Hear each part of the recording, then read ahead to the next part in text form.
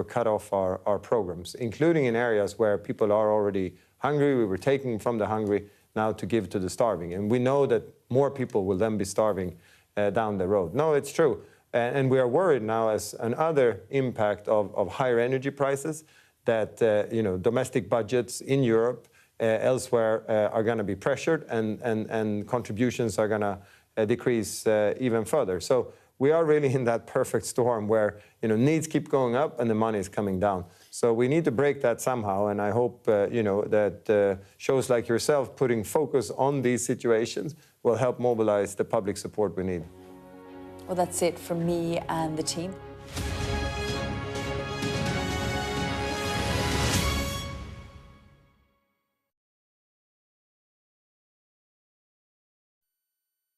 I urge you not to look away.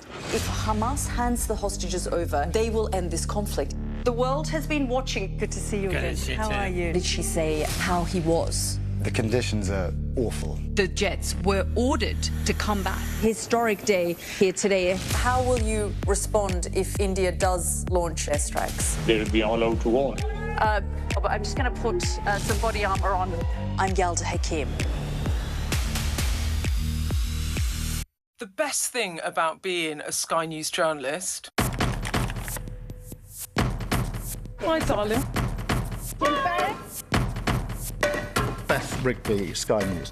...is being a Sky News journalist. You said to people, I'm not coming back for more, but you have come back for more. Well, let's kick off and make a statement. What can our Prime Minister say to you to not impose tariffs? He's coming out!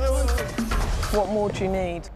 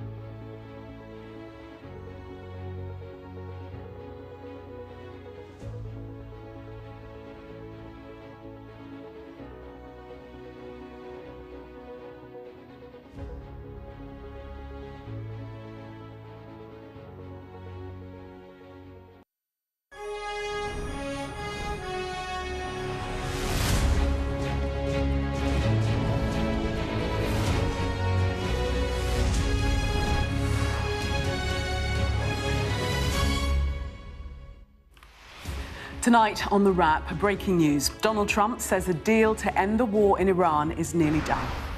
The new proposal, which will include freeing the Strait of Hormuz, is, according to Donald Trump, now just subject to finalization between the United States, Iran and other Gulf countries. Also tonight, long queues build up at Dover, forcing France to suspend border checks. But is it a sign of what to expect later this summer?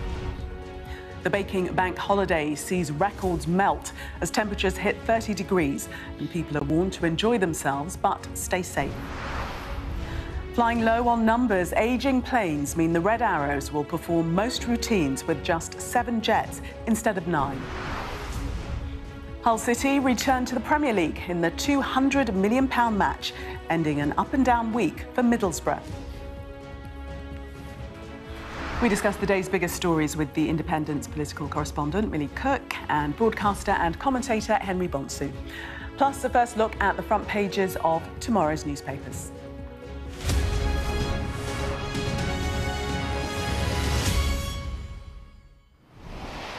Good evening. Well, let's go first to that breaking news tonight. And in the last few minutes, Donald Trump has taken to social media to say that a deal to finally bring to an end the United States war with Iran needs only to be finalised. Pakistani negotiators and Iranian officials have been working behind the scenes for days. Now it appears a deal is almost done. Let's bring in our US correspondent, James Matthews. James, what more do we know? And is this really as it seems? Well, it sounds like an agreement is all but signed, if we're to take it from the president himself. That's certainly how he is framing it. He posted on Truth Social talking about a memorandum of understanding. That would be a framework for negotiations on a final agreement. He posted this: an agreement has been largely negotiated, subject to finalisation between the United States of America, the Islamic Republic of Iran, and the various other countries as listed. Separately, I had a call with Prime Minister Bibi Netanyahu of Israel, which likewise went very well. Final aspects, he goes on, and details of the deal are currently being discussed and will be announced shortly. In addition to many other elements of the agreement, the Strait of Hormuz will be opened.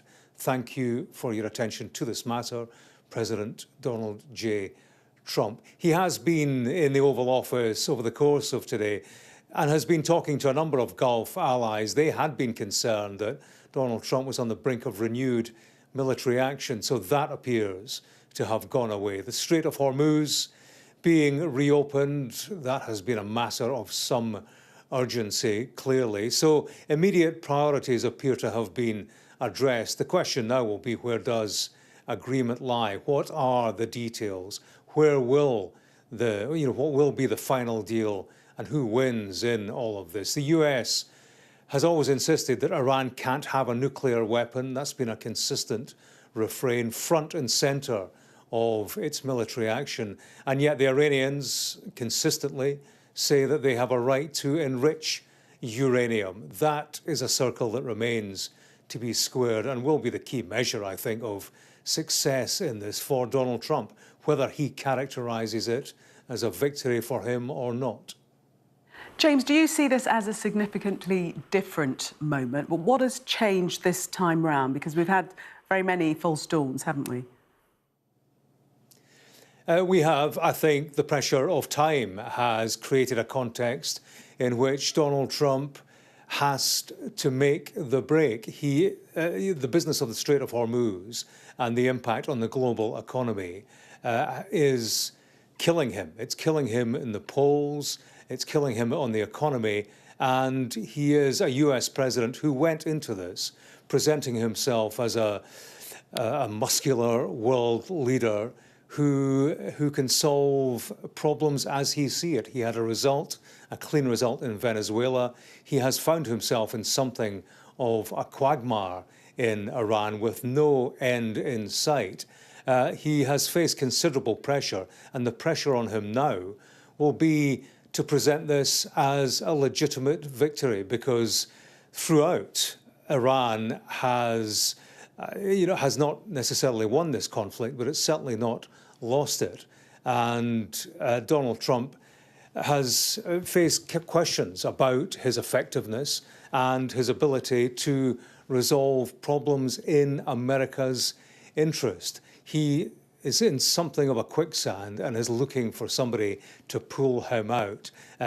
This deal will give him breathing space, certainly. We are only talking about a memorandum of understanding. The talk and the negotiation had been about putting this framework in place with a period of a month and more to discuss details. And as I say, Gillian, it will be in those details that we will be able to assess whether or not Donald Trump has the result he wants. You know, this business of Iran never being able to have a nuclear weapon. If we emerge from this with Iran, you know, retaining its nuclear enriched material, then that will be a key metric in terms of whether or not Donald Trump has, whether or not Iran is prepared to meet Donald Trump's demands.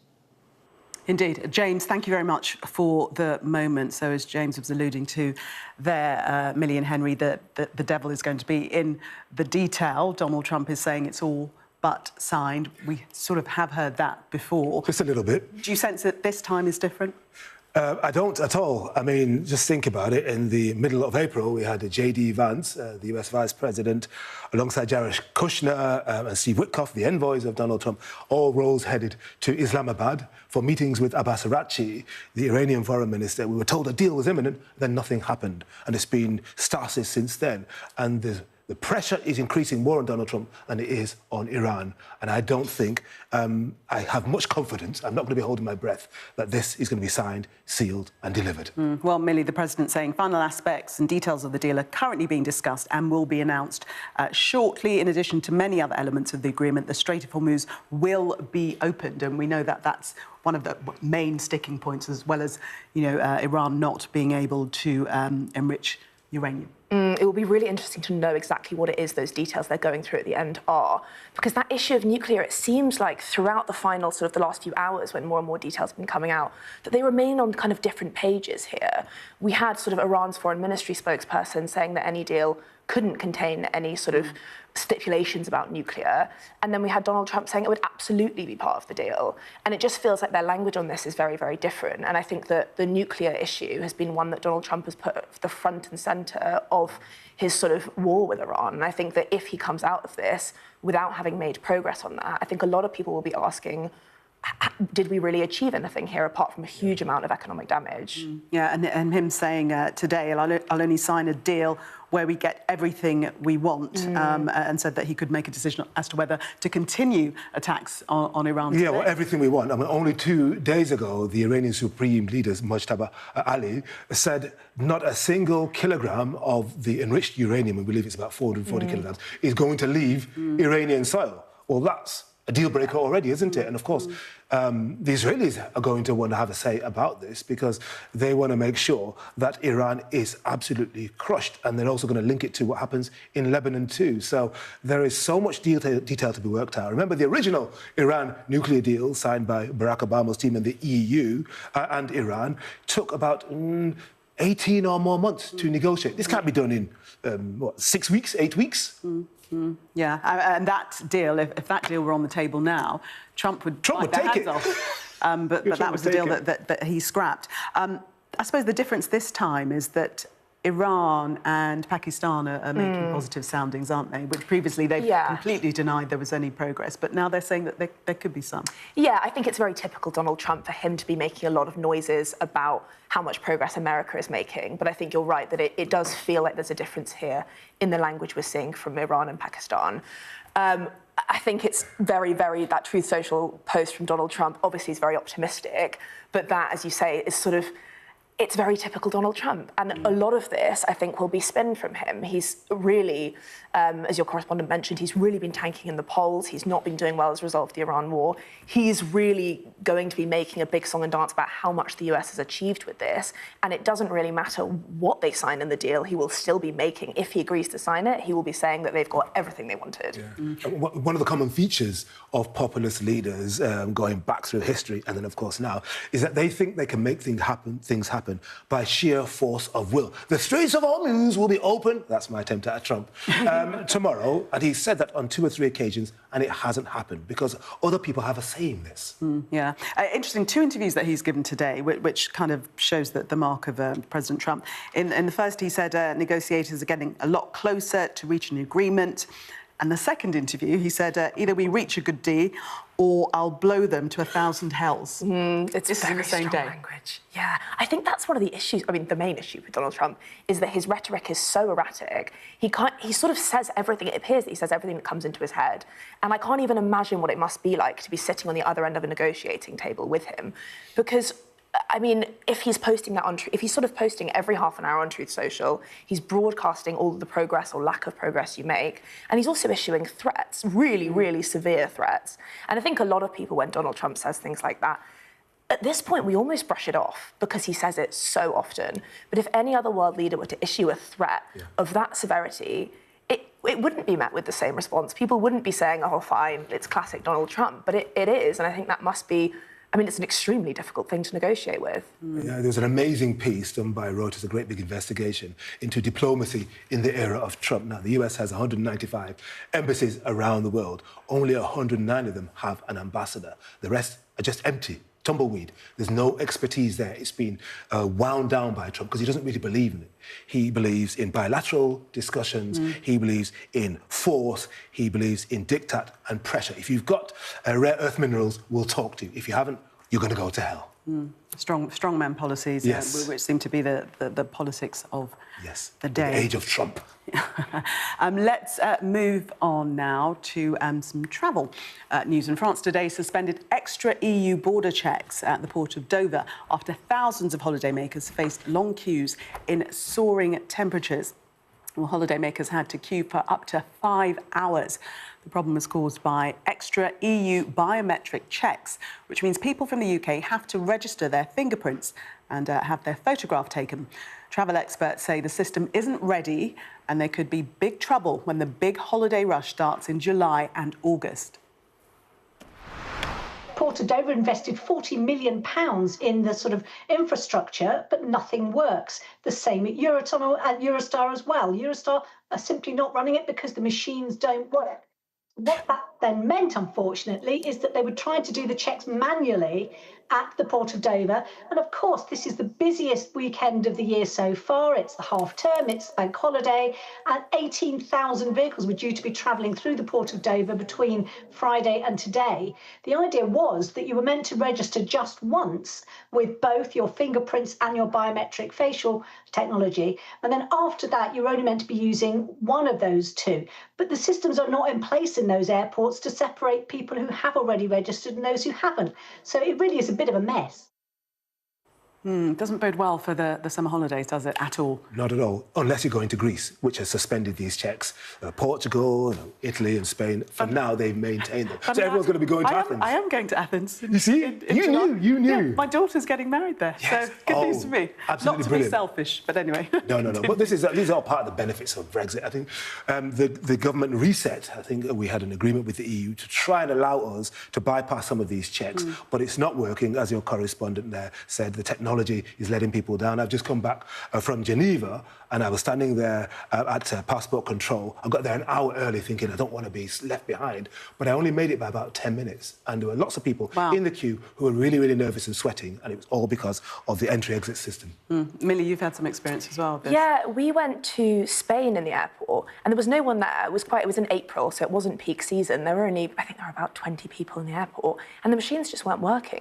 We messed around for about 25 minutes just while they were trying to get them to work. It wasn't even the queue or the registration. It was just chaos trying to get people through. And I think that if you're in the peak of summer, I can't even imagine what that must be like, trying to get that many travellers through. I think the system just seems like they hadn't kind of stress tested it enough, really. But they delayed it several times. It's altogether, I think it's about a year and a bit delayed. And there's no system for separating people who have done the biometrics from those who haven't. Because I did the biometrics on my way in, and I was told by a nice Swiss person, you now don't have to do it for another 3 years. I thought, whoopee, this is great. But on the way back, I was stuck like behind everybody else, and I was fuming. I was. What's your prediction for the system? Are we going to see more countries adopting the stance of Greece, do you think? Oh, yes, because otherwise they're going to miss out on, hundreds of millions of pounds of British travel expenditure. Because, Brits travel per capita more than almost anybody else in Europe. And, this is peak season for the hoteliers, for the government, for the exchequer that's going to get the taxes. And if everybody goes to Greece like you and your daughter and the future son-in-law, people say that's not fair on us. In Portugal, because hundreds of thousands of Brits go to these countries, in some cases millions, every year. And if they see that there are destinations from which they'll not be able to come back easily, they won't go there. Millie, your predictions? I just feel like we've been talking about this system for such a long time, and I really thought that by the time we got round to this summer, they might have sorted it out. And I feel like you're right. If we're already heading into May, June, July, and they're already having issues, I can't even imagine what it must be like for this summer. So, yeah, I feel like a lot of countries will start ducking out of it just to get through the peak season. OK, we've been talking about commercial air travel. Now we're going to talk about the RAF. Ooh. Yes, because the world-famous... Oh, you sound excited. The world-famous Red Arrows will fly with just 7 planes rather than 9 for most displays until at least 2030 due to ageing aircraft. The Royal Air Force says the decision was made to preserve the team's future. This is simply to help us better manage the final few years of service of the team's famous Hawk T1 aircraft, which have completed almost 4,000 spectacular public displays since 1980. The adjusted formation size gives greater certainty, allowing the Red Arrows to plan performances with more confidence based on available spares and other components. Well, here's more from our military analyst, Sean Bell, who's previously flown with the Red Arrows. The Red Arrows are an iconic global display team. They fly the T1 Hawk aircraft into service in the mid-1970s. I flew it in the mid-1980s at RAF Valley as part of my fighter jet training. It was a delight. But like me, these aircraft are a bit old in the tooth now and due to actually retire in the 2030 timeframe. Now, they would normally do displays around the world. There's normally up to 100 displays a year. This year, they're only doing 40, ending up in October of this year, all of which helps manage the fatigue on the platforms. But even so, the leadership have decided in order to manage the aircraft life out to 2030, they're going to reduce the numbers from 9 aircraft to 7, about a 25% reduction. The only exceptions to that are for the King's birthday flight past next month, but also for the United States' 250th birthday anniversary.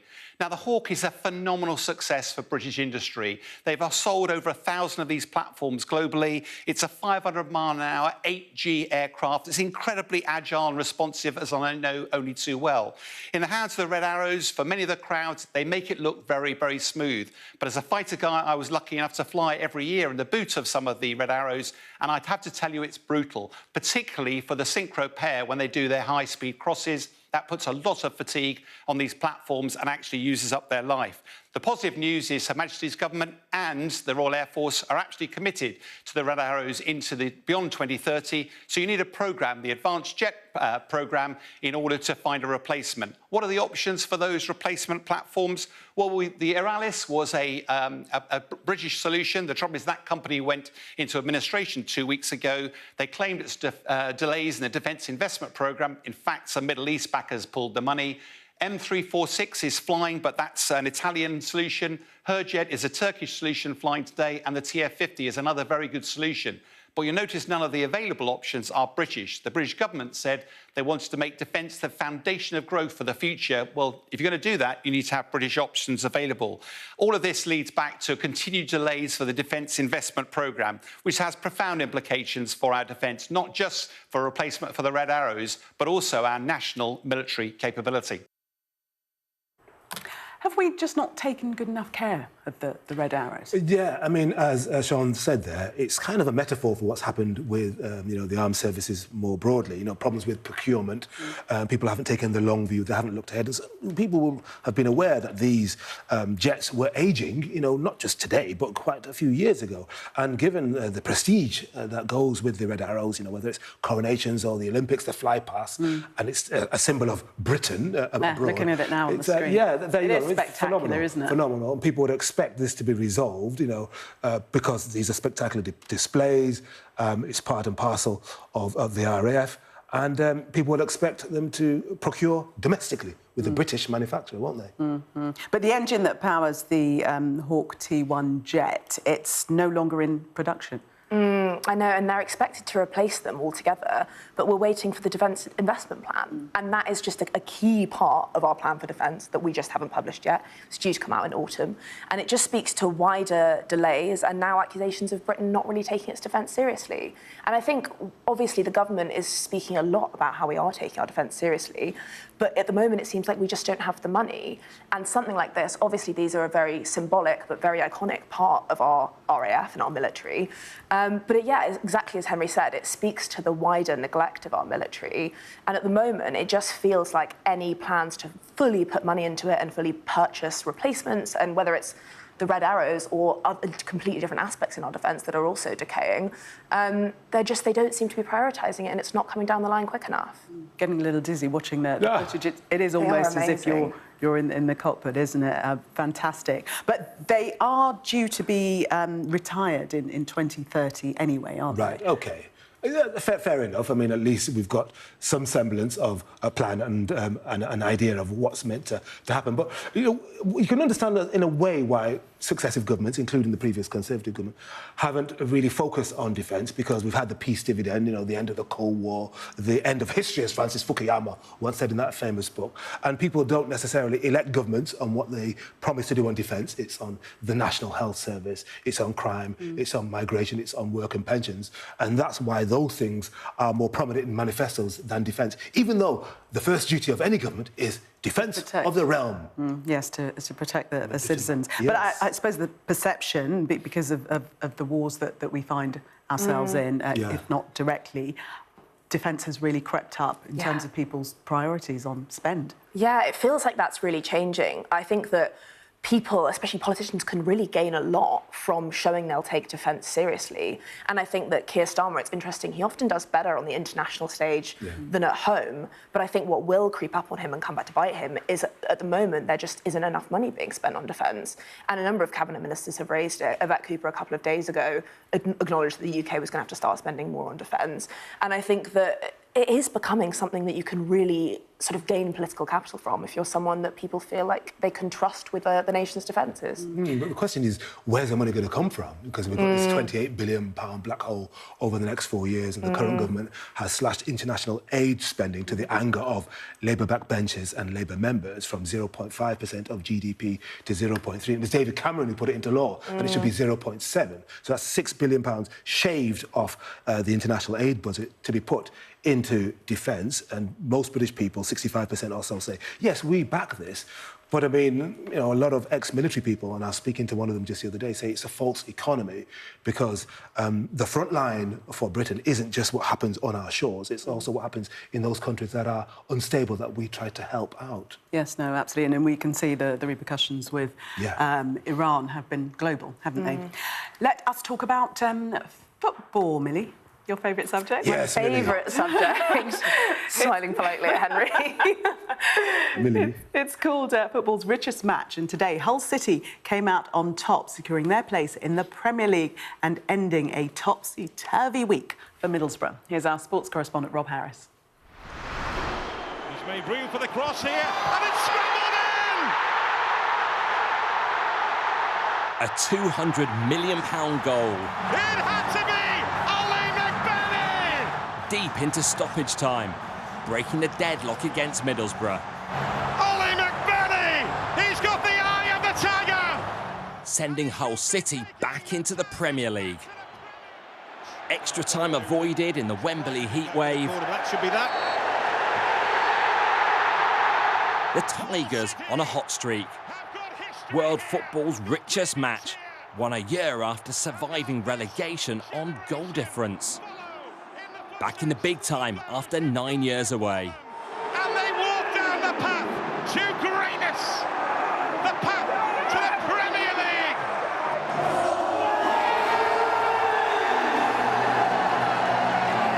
Ollie McBurney, the Hull hero, days after being overlooked for Scotland's World Cup squad. Middlesbrough, a top team, and we knew we were going to be right up against it, but we knew that, we felt we'd have one chance, and I just felt that today was going to be, it was written for me to get it, you know. I didn't think it'd be like that so late on, but what a feeling, man. But misery for Middlesbrough. It was only on Tuesday they were handed a place in this Championship playoff final, after semi-final winners Southampton were expelled for spying on their training. So now it will be a decade out of the Premier League. It's tough, of course, but it is football. Things will happen. I think we were. It was not the best football game out here. It was a battle. I think up to the goal. To be fair, we have most of the chances, but not make the most of it. Hull are the first team in 16 years to be promoted after finishing 6th in a championship, and it will prove lucrative, worth £200 million and rising, if they can stay in the Premier League. Rob Harris, Sky News. £200 million worth of victory there, Millie. I know, I love watching the scenes of them all celebrating. I'm not a football fan, but I always feel a bit left out when I watch people looking really excited watching football, because I'm sort of like, that looks so fun.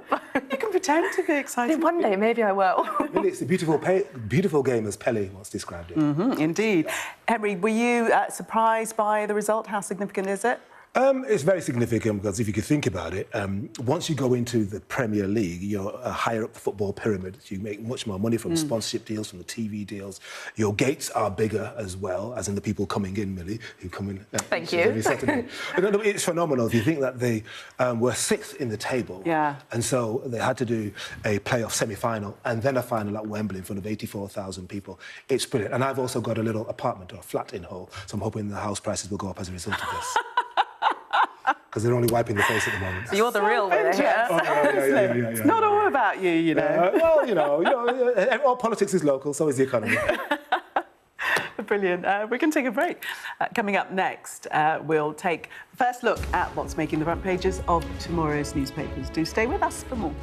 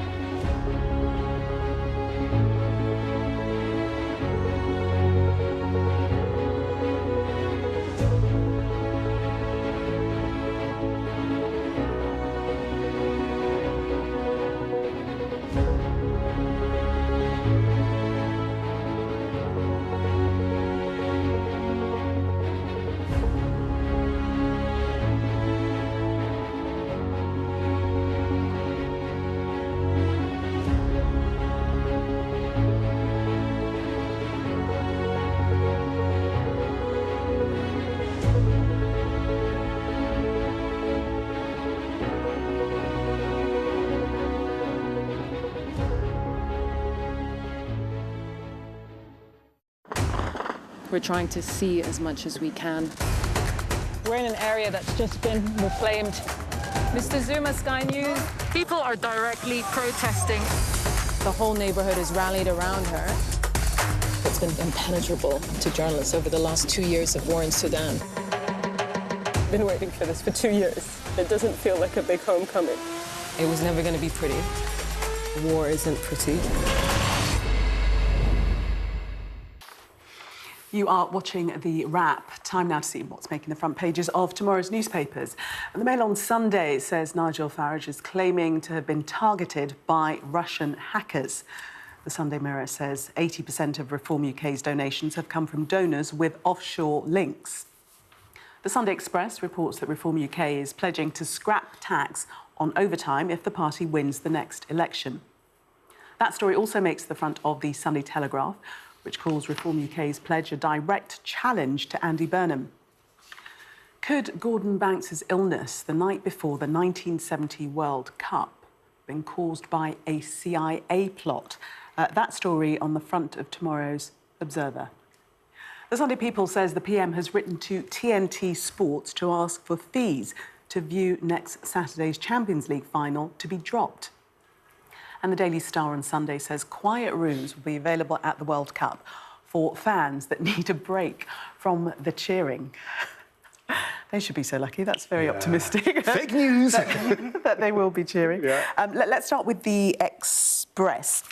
And this story regarding Nigel Farage will axe tax on overtime, has made a bold bid, the paper says, for the support of working Britons with a promise to scrap tax on overtime when, not if, when in government, it says. Right, OK, so we're 3 years, we think, from the next election, and Reform have to present themselves as credible stewards of the economy. It's not an easy thing to do because they've done a number of U-turns in the last year or so, which have shot their credibility. And I suspect this may go the same way as the pledge to drop tax on any wages below £20,000. At the moment, you don't pay any tax on anything below £12,570. And Reform said last year, we'll scrap all tax on any earnings up to 20,000, and then they had to roll back on that, and that was part of I think it was a pledge of around about £90 billion of tax cuts, unfunded. They had to roll back on it. At one point they were saying, oh, we're going to scrap, or we consider that we might scrap the triple lock because it's too expensive, and then they rolled back on that. I suspect this will go the same way. Millie, do you think that Reform has any credibility when it comes to the numbers and making them add up? I mean, they do have a history of struggling to make their numbers add up. And I think the other thing to say with Reform is that they haven't been tested in government yet. And I think a lot of the promises that have been made before elections, I mean, the Labour government has struggled to sort of balance the economy in the way that it wants to sort of demonstrate the growth that it wants to show. And I think that it will be really interesting to see if Reform does form the next government, how these sort of, if these numbers continue to add up.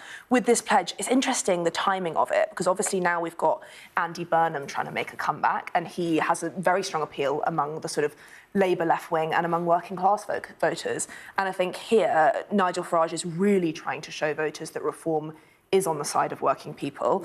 And it's interesting that this is for people who earn less than £75,000 and who have worked a 40-hour working week. So he's kind of saying it's for people who are grafting. And I think that it's an interesting pledge, and I think it will sort of, he's trying to chip away at those people that are considering voting Labour, say, at the upcoming by-election, and who are considering turning their back on Reform to take a gamble on the possible return of Andy Burnham. So the numbers are a kind of a wait and see one, I think, for Reform. They have got a history of rowing back on things, and we'll have to test them in government. I like the way you really put that, you know, in terms of the Reform pitch, because it's assuming that there are lots of people out there who want to work even harder than they're already working at the moment, and then keep more of the threshold or more of the money above a certain threshold. But we already work, I think it's still true, the longest hours in Europe. Yes. Perhaps the problem is not that we are not working hard enough and not productive enough. The work-life balance is still wrong. Maybe. Or am I being too woke when I say that? Woke is banned from this programme. Oh, sorry. I banned it a couple of years back. Okay. In terms of the Express characterising it as reform taking the fight to Labour, do you think that's right? That's the way they're selling it, but I suspect that the people in Makerfield won't be judging reform necessarily on that. It's already baked in. 65% of people in that constituency voted Leave, and I think at the recent council elections, I think all the seats that were up went reform. But, I mean, Burnhamism, Manchesterism, I mean, it's a kind of vibe. They know him. He grew up not too far away from there. So I think a lot of people at the moment are not going to judge it necessarily on things like this. It's like, do we really trust Andy Burnham? But it's about him, and do we want him to become the next Prime Minister? Do you think that's right, Millie? Let's I completely go to the Times on the by-election. Oh, yes. If you look at the polling, when it's sort of Labour versus Reform, it's quite different to when you look at the polling of Andy Burnham specifically versus the Reform candidate, because he, in Manchester, is just deeply popular. There's almost a sort of cult about him in the way that people see him. I think it's quite common with sort of local mayors, because you can really look after the sort of sectional interests of your area. But I think Henry's completely right. I think it is actually much broader than it's much more narrow than national politics. I think people care much more about the individual when it comes to someone fighting against Andy Burnham. It will be, is this candidate the Reform's put up better than the guy that's already been looking after us? So it'll be a hard fight for Reform, but then again, Labour's had such a difficult time in office that it will also be a really hard fight for Andy Burnham. I think it will really come down to it on the night. And Andy Burnham is a known quantity, isn't he? Because he was, I think he was an MP for how many? 16 years, something like that, a member of Parliament. And he had 3 cabinet jobs, and then he's been Manchester Mayor since 2017. So if there's any more to come out about Andy Burnham, if there's any skeletons or whatever, surely they'd have been poured over by now. But in terms of the Makerfield Reform candidate, he's having a tough time at the moment in the papers, perhaps with more to come. Yeah, so we just must say that there's a list for you on screen of all the candidates who've declared so far in the Makerfield by-election representing Labour, Reform UK, the Conservatives, the Liberal Democrats, the official monster raving Looney Party, and Restore Britain, all on the screen for you there. So let's have a look at the Mail now, next in our list. Actually, no, we're going to go to the Observer. The Gordon Banks World Cup illness. I think you know a little bit about this story. Yes. Remember, England were reigning champions, having won the World Cup in 1966 at Wembley in front of Her Majesty the Queen. And, of course, we've had 60 years of hurt the England fans since then. So going into the 1970 World Cup in Mexico, people said that was the Pele World Cup. England were pretty fancied and were the reigning champions. But then in the quarter-final against Germany, the legendary goalkeeper Gordon Banks, then considered to be the best goalkeeper in the world, took ill. I think he had a glass of beer. Some people feel that it had been tampered with, and he was up all night, you know, on the loo, not feeling very, very well, you know, hot sweats, fever, and then it affected his performance. Things became... And then England obviously lost their quarter-final against Germany, and I think Gabriel Gatehouse, who's a fantastic journalist, has been looking into this, and his investigation has resulted in this front page. And I don't know why the CIA would want to ruin Old Blighty, but apparently, according to Gabriel, this could be true. Major conspiracy theory, it seems. Millie, your thoughts? It sounds to me, again, as someone who doesn't know that much about football and just listening to Henry talk about it, it sounds to me, it's absolutely fascinating, and it sounds to me completely far-fetched, conceptually, the idea of the CIA poisoning a footballer. I didn't realise, actually, that football was sort of so intertwined with international politics in that way. I hadn't really considered that the CIA might want to poison a goalkeeper, but apparently it's a question that needs to be asked. All to sabotage England at the 1970 World Cup. Yes. Discuss. I think there are many theories that will come out about that. The Mail. My phone was hacked by Moscow, says Farage. Henry? Very interesting, because if you consider what people have said in order to rubbish Nigel Farage over the past few years, is that he is slightly uncomfortably close to Russia. Now, he, of course, says this is absolutely ridiculous, and a lot of it is traced back to the fact that he once said the political leader he most admired in the world at the time, some years ago, was Vladimir Putin, and we have currently a former, I think, UKIP MEP, the leader of UKIP in Wales, I think, is serving a jail sentence for receiving money from the Russians. So, Interestingly, this political bombshell from the Mail is very favourable to Nigel Farage and those people who want to present him as an enemy of Russia as opposed to a fanboy of Russia. I think that's one of the things that story does on his behalf. Yes, a Reform UK party source saying only 4 people in the world knew about the donation. This is the £5 million gift from the crypto billionaire. And so Nigel decided to submit his mobile phone for forensic analysis. I mean, to me, it feels like he's trying to create a distraction from a story that is awfully damaging to Nigel Farage. And I have absolutely no idea whether or not Russian spies had anything to do with Nigel Farage's phone, but it feels like the Reform Party sources selling this to the Mail or speaking to the Mail about it, it feels like it's kind of not the point as well. Obviously, if Nigel Farage wants to look into who's looked at his phone, important to do so. But I think that donation still stands. He still didn't declare it. That information should have been in the public domain. We have processes for how you declare information.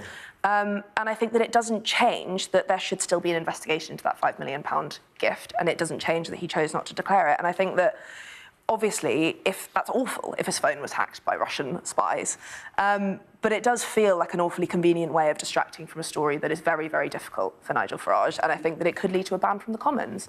And that, I think, it muddies the waters a lot more if people are asking questions about why that information was out there in the first place. And I think that it shouldn't distract from the fact that actually it's really bad not to declare such a massive donation, and that is something that should be looked at. I suppose we have to ask, why would the Russians want to hack into Nigel Farage's phone and then leak damaging information about him? Have they decided that actually he's not their friend after all?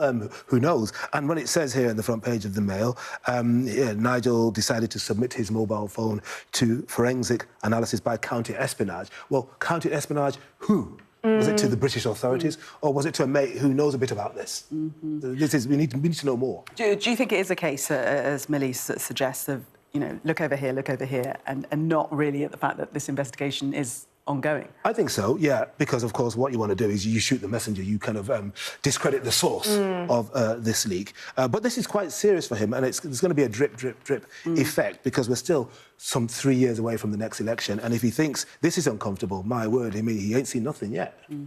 Let's look at the people. We're going to go back to football of sorts. Free kicks. Arsenal fan PM writes to TNT Sports.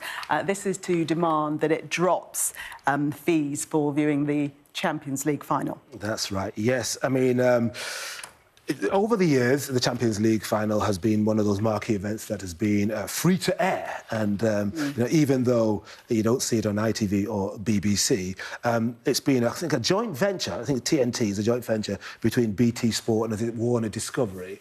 And they've allowed it to be free, I think, ever since they took it over in 2015. Even last year it was free. But this year they're going to charge £4.99, and the famous Arsenal fan, that is Keir Starmer, said this is outrageous. Of course, he's trying to be a bit populist, trying to be, look, this is the people's sport. I'm an Arsenal fan. Listen to me, because of course he's desperate for brownie points, especially. Do you think that's what it is, that he's trying to seem as if he is, one of the lads? And, I mean, he apparently is a pretty fierce five-a-side player, apparently, Keir. Right. He's not a bad. I think he's got a decent engine on him. He's a good midfielder. so I hear. Or is he a left-back? I can't remember. But I don't know. I mean, you could get cynical about these things. Of course, I want to watch it for free, and if I can't, I probably will pay the $4.99, because I pay far more for DAZN and the boxing and the Tyson Fury and, the Anthony Joshua. But, I mean, these are not national teams. It's not happening during a major world tournament or a major Euro tournament. National teams, as in Arsenal, which has a strong fan base in North London and other parts of the country, and PSG. So you can understand why, commercially, BT Sport and Warner Discovery will say, no, we're in the business of making money. We've given it to you free for 10 years. We want to make money now. And that is the point. They've refused the Prime Minister's suggestion and request, haven't they? Yeah, they've put out a spokesperson quote this evening saying, effectively pointing out that it's $4.99 and that it's sort of good value for people because they get a whole subscription for 1 month. But I think for Starmer it's interesting because it's him trying to look like he's on the side of the people. It's something that he personally cares about. I think that it's important for politicians to show that they care about things, and football sort of they have hobbies. And I think football for Starmer is sort of being an Arsenal fan is something that he uses quite a lot to show that he's a human with a character. And I think he's been under a slightly odd amount of pressure at the moment. Recently, in our sort of lobby briefings we have with the Prime Minister every day, he's had a lot of questions about whether or not he'll intervene to ask TNT to make it free. And sort of there's been a couple of spokesperson responses saying, no comment on that yet, no comment on that yet. Obviously, the Prime Minister will be watching, no comment on that. And then we had this letter today to TNT Sports saying, I think you should make it free. So it is, I think people want to see interventions like that from Starmer because it makes him look a bit more like a human.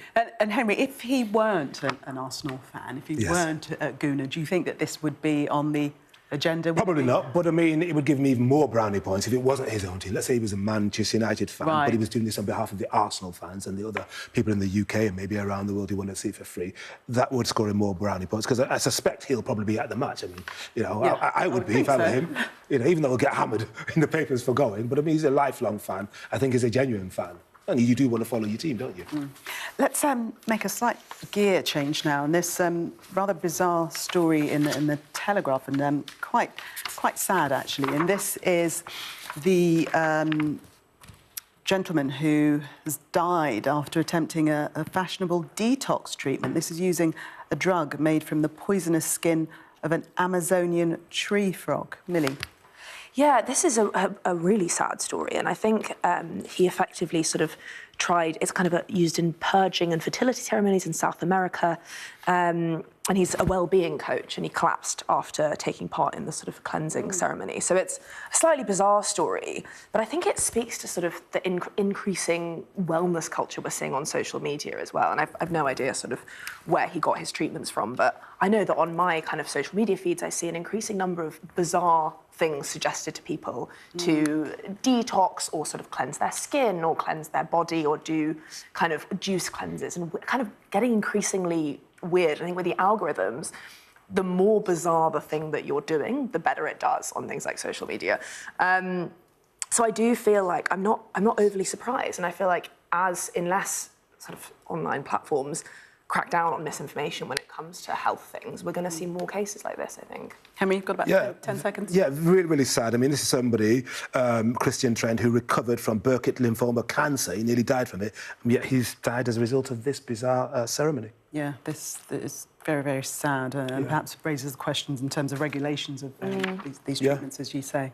Thank you very much for the moment. Coming up, George Russell goes from a sprint race win to pole position for Sunday's Canadian Grand Prix. We'll have all the latest sport next.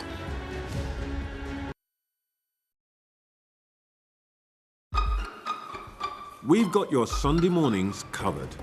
From the front page and the sounds of the streets to the voices of the people who make the major calls and big picture politics beyond Westminster. We'll put you at the heart of our story. I'm ready. Are you?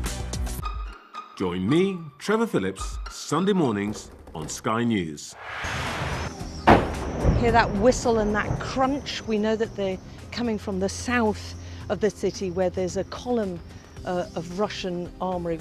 I'm Alex Crawford and I'm Sky's special correspondent based in Istanbul. Look at that sheet of flames, and that has happened within minutes, and now it's coming from both sides, and it's moving this way. What's the best thing about being a Sky News journalist? Who's funnier? Being a Sky News journalist. A special edition of The World with me, Yalda Hakim. Pakistan had the right to respond. You're like, what? Historic day here today. Congratulations, this is a huge moment. But what happens now? I'm Mark Stone and I'm Sky's correspondent based here in Washington, D.C. There seems to be some sort of a shooting, what appear to be shots fired at the White House Correspondents' Dinner. It was a jam-packed interview. I'll tell you what he told me, and I'll explain why you can't hear the call. 100 days in and back with the grassroots of this MAGA movement.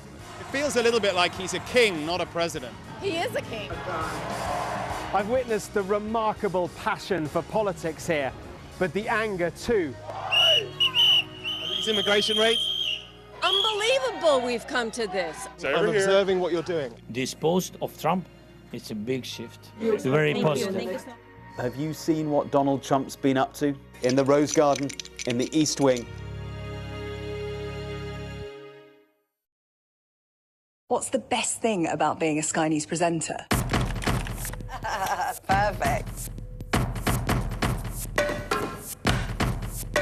Let's bring you some breaking news. Being a Sky News presenter, I began by asking, Thank you so much. trusting us to tell her story. The battle for number 10. Sky News has been given exclusive access. Let me give you a sneak peek. It was the day those present would never forget. Why did you decide to open up and tell your story? I urge you not to look away.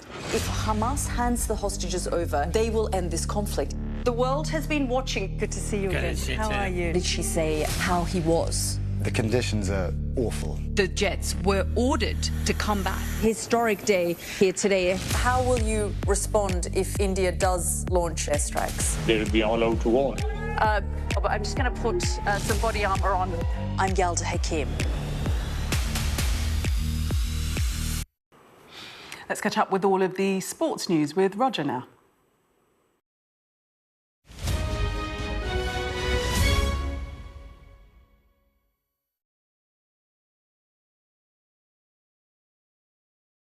How would you describe James Milner, the person? Boring. I went there probably thinking the same as everyone else, the boring James Milner, anything but. Dry English humour. He's always the last man standing on a night out. He's got another side to him. Doesn't drink, but he's there to the end. If you leave early, you're getting stick. Obviously the parody account got set up. It was one pre-season, it came out. Whoever it is, we still don't know. He countered that, didn't he?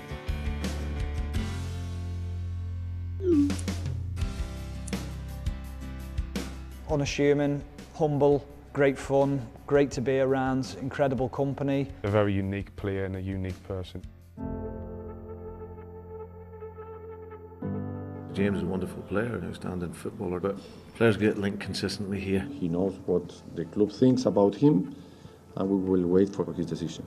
I had 2 years left, and I was looking to stay at the club when contract didn't come, and then eventually a contract came, and it was effectively a pay cut. You know, in the end, the club offered something which was probably at the time when I'd made my mind up was right at the end, whereas the mindset originally was to stay. It got to a point and it was like, well, might be better off going. I think at that time it would have been coming to the end of Steven Gerrard's time, hearing that James Milner was going to become available because he hadn't renewed with City. He was certainly, you know, right at the top of our list of key targets to go after. I got a phone call from Matthew who said James would like you to come out to his house and just spend some time with you, which I'd never kind of had that before. I'd met with players and agents, obviously for lots of different deals, but James was very keen that I went out and spent some time out at his house with him and Amy, his wife. And I felt like I and Liverpool Football Club were being interviewed by James. I know how I'm going to be when I go there. I'm going to give absolutely everything to whatever club I'm playing for. I'm going to give them everything I have every single day on and off the field. For me, it's what's your intentions and what's the plan, and you know, you're saying this to get me there, but is this going to happen? Rodgers has spent more than £70 million on transfers this summer. One player who's arguably impressed most on tour, though, didn't cost a penny. I've been fortunate to play for a lot of big clubs in my career, and with that comes pressure, and that's what you want. You want to be playing at the top level with and against the best players. Millie's such a good laugh around the dressing room, always one of the lads, but when it's time to be serious and time to work, and then he's on another level really, so he had a really good balance. He's very much black or white, to be fair. He set the standards in training. I think I seen that from the first day I trained with him. He was the one that demanded standards. He was the one that if anyone wasn't quite at it, they would get told that they weren't. Every day that I trained with James Milner, I don't think he was ever below par. We clicked at Liverpool. We both got an English mindset. We both want to work hard. We both enjoy running off the ball. I don't enjoy slide tackles as much as him. He brought relentlessness. He was one of the reasons why, even when we went behind or we took a knock, that we would get back into the game. He's like the Swiss Army knife of players, isn't he? You're always trying to add, key pieces to the jigsaw, and I think over my time there, I very much felt that we were building towards success rather than expecting it. James and his experience and his success at Man City, they were all key parts of why he was a great choice for Liverpool. Always liked him. One of the biggest LFC legends of my time, I can tell you, without James.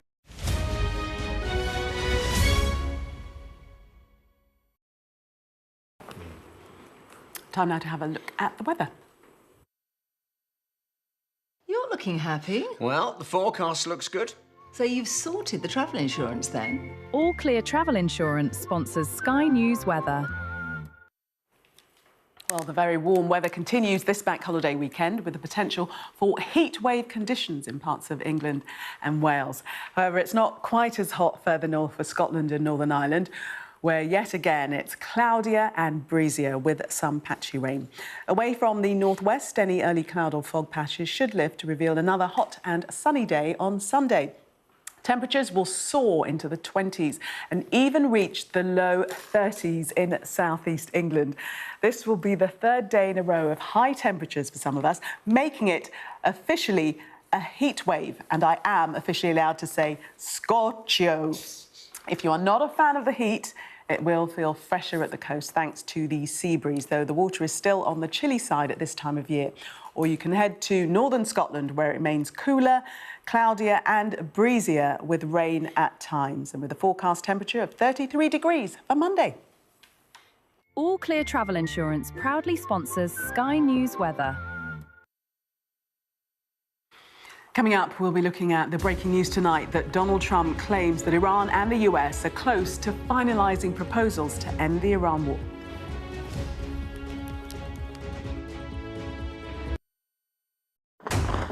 We're trying to see as much as we can. We're in an area that's just been reclaimed. Mr. Zuma, Sky News.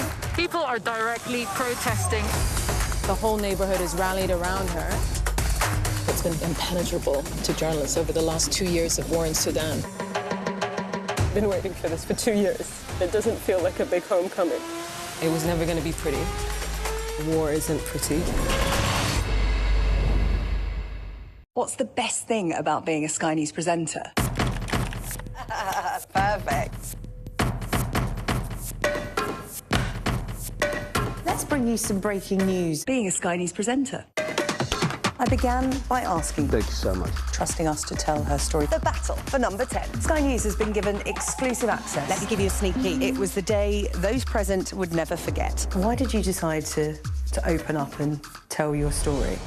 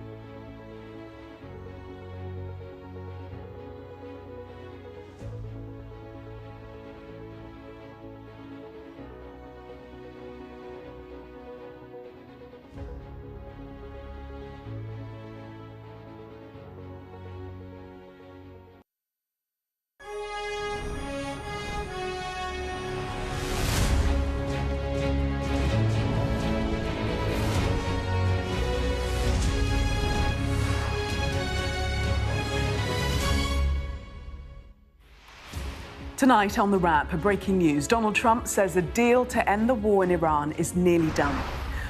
Also tonight, long queues build up at Dover, forcing France to suspend border checks. But is it a sign of what to expect later this summer? The baking bank holiday sees records melt as temperatures hit 30 degrees and people are warned to enjoy themselves, but stay safe. The Prime Minister calls for next week's Champions League final to be free to view for supporters instead of being the first subscription-only final. And Hull City returned to the Premier League in the £200 million match, ending an up-and-down week for Middlesbrough. We discuss the day's biggest stories with The Independent's political correspondent, Millie Cook, and Times radio broadcaster and commentator, Henry Bonsu. Plus, the first look at the front pages of tomorrow's newspapers.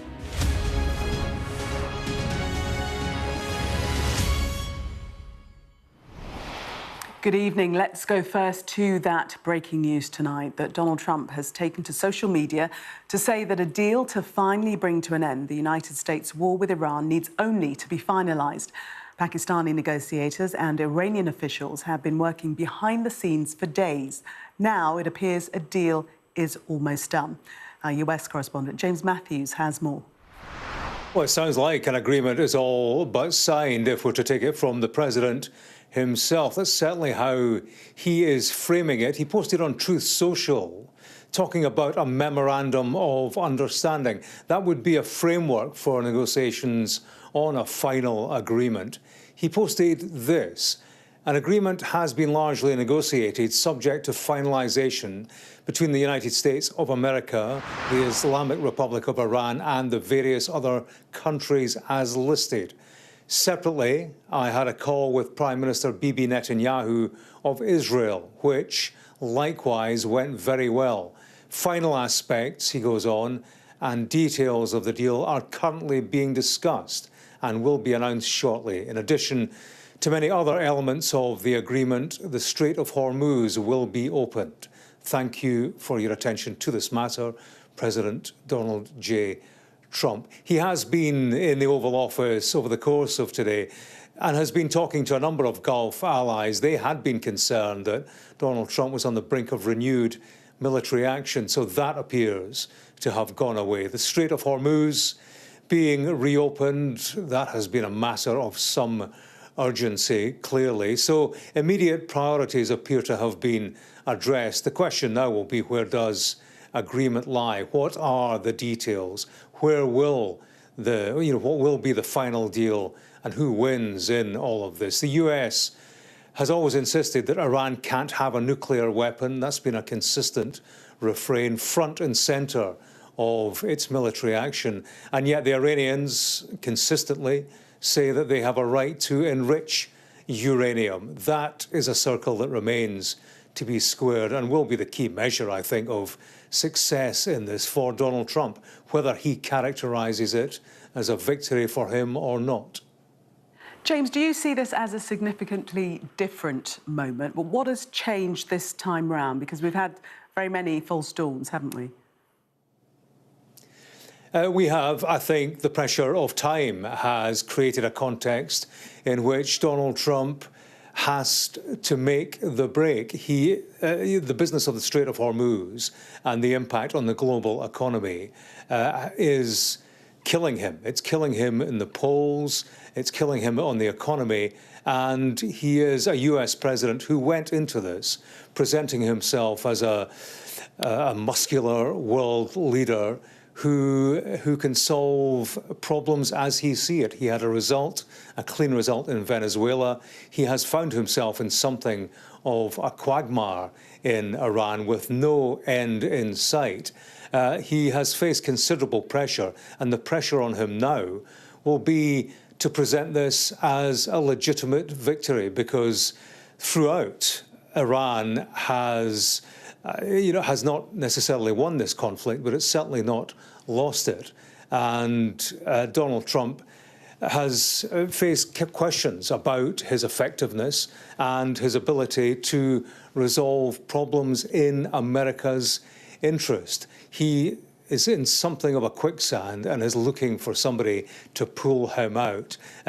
This deal will give him breathing space, certainly. We are only talking about a memorandum of understanding. The talk and the negotiation had been about putting this framework in place with a period of a month and more to discuss details. And as I say, Gillian, it will be in those details that we will be able to assess whether or not Donald Trump has the result he wants. You know, this business of Iran never being able to have a nuclear weapon. If we emerge from this with Iran, you know, retaining its nuclear-enriched material, then that will be a key metric in terms of whether or not Donald Trump has, whether or not Iran is prepared to meet Donald Trump's demands.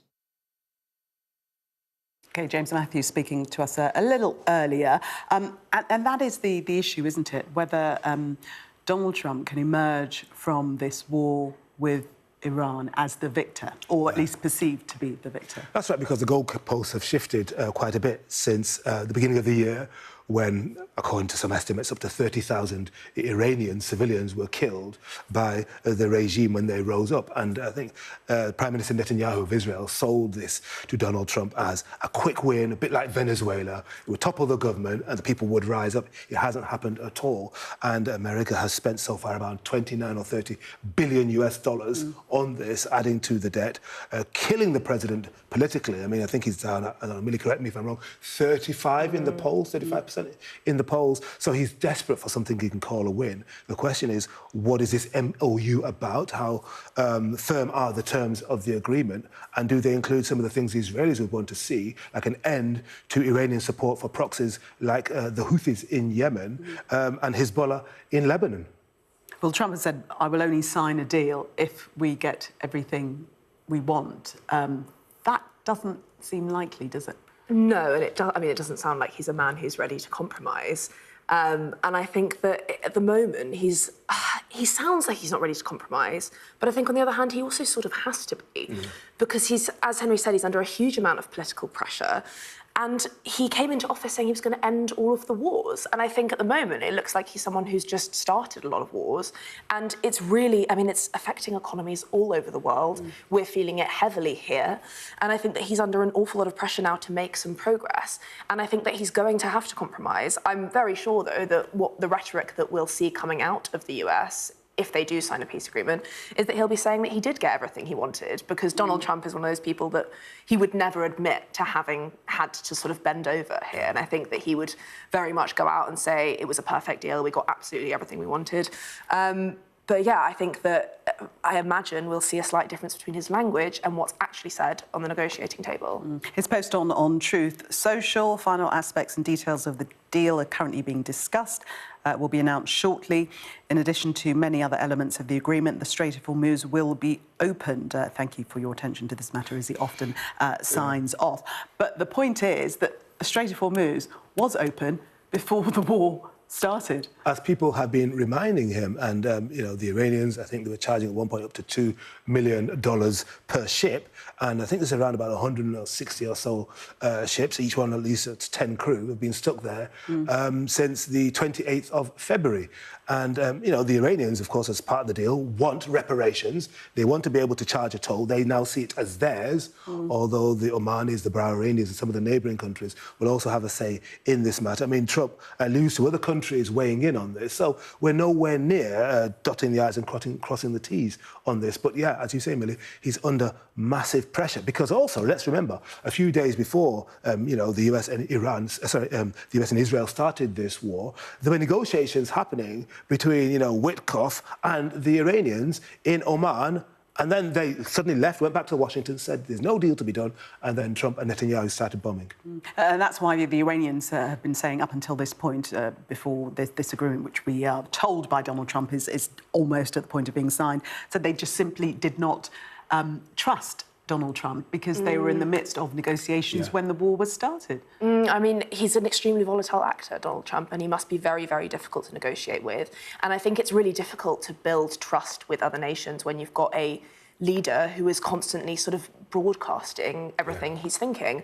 And I think that especially when some of the threats that we've seen from Donald Trump have been extremely explosive. He was sort of threatening to bomb them to hell if they didn't sign an agreement. Their civilization. Yeah, and it's, I mean, it's a really severe threat. And I think that I just can't really imagine what sort of atmosphere you have in a negotiating room when you're sat in the room trying to sort of create some kind of progress here, and in the other room you've got someone reading tweets from Donald Trump saying that he's going to bomb them to hell if nothing's agreed. It doesn't sound like a sort of proactive negotiation. It's a lot more like a threat.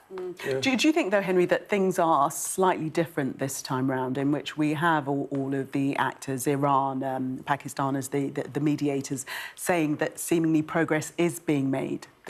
Well, I think the Iranians have been quite warm and emollient previously, in weeks gone by. Let's remember, if it weren't for the Iranians sounding like they wanted to do a deal, we wouldn't have had the US Vice President J.D. Vance going to Islamabad just about 6 or so weeks ago. And, of course, he turned tail and went back because nothing could be agreed.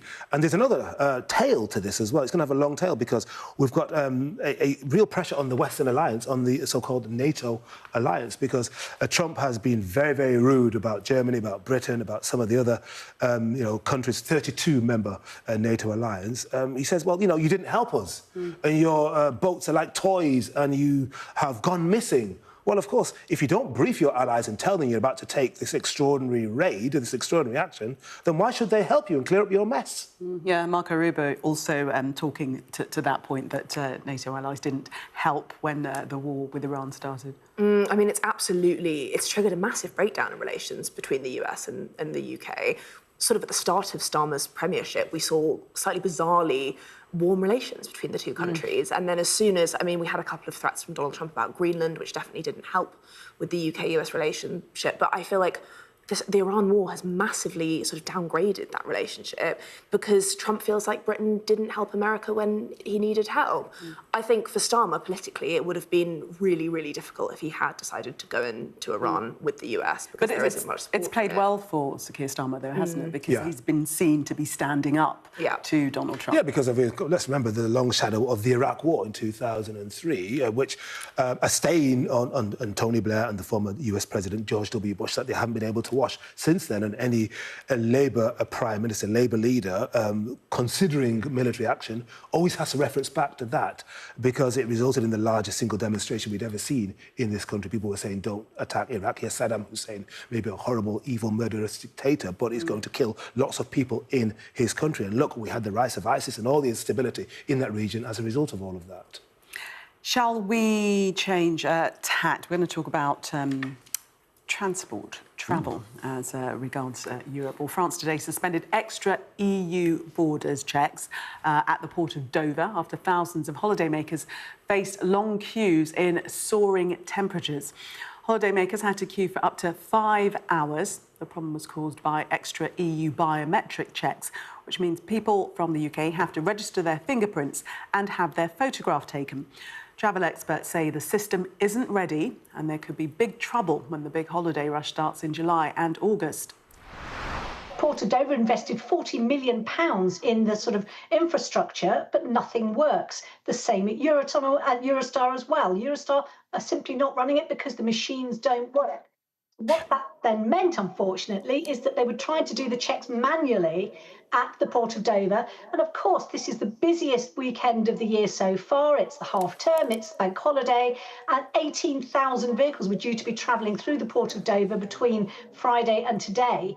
The idea was that you were meant to register just once with both your fingerprints and your biometric facial technology. And then after that, you're only meant to be using one of those two. But the systems are not in place in those airports to separate people who have already registered and those who haven't. So it really is a bit of a mess. Well, those families stuck in cars at Dover won't need me to tell them that temperatures reached 30.5 degrees today in Kent, and it's set to get even hotter over the coming days. Sky's Emma Birchley has more. Nice spot. If you hear something snap, you've done it too hard.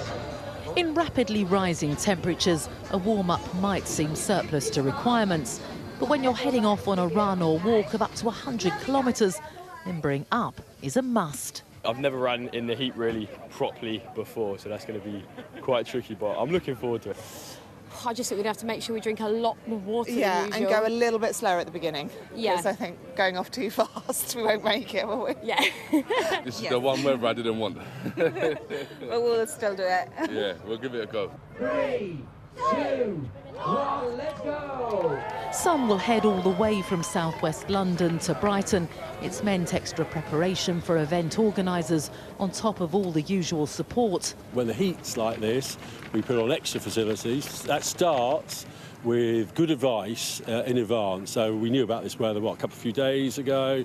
So we email everyone, we have an app, so we communicate. Bring your hats, put your sun cream on, loose clothes, ability to carry lots of water. And we transfer baggage for people as well so they can stock up. So water is the main thing. The scorching temperatures are all the more unusual considering recent overnight frost and hail for some. And while many see it as a chance to soak up some rays, there are dangers too, particularly for the vulnerable and elderly. The UK Health Security Agency triggering amber heat health alerts for much of central and southern England, bringing an increased risk of death and greater pressure on health and social care services. It takes 3 consecutive days of high temperatures to count as a heat wave, and it depends where you are in the country as to what threshold needs to be met.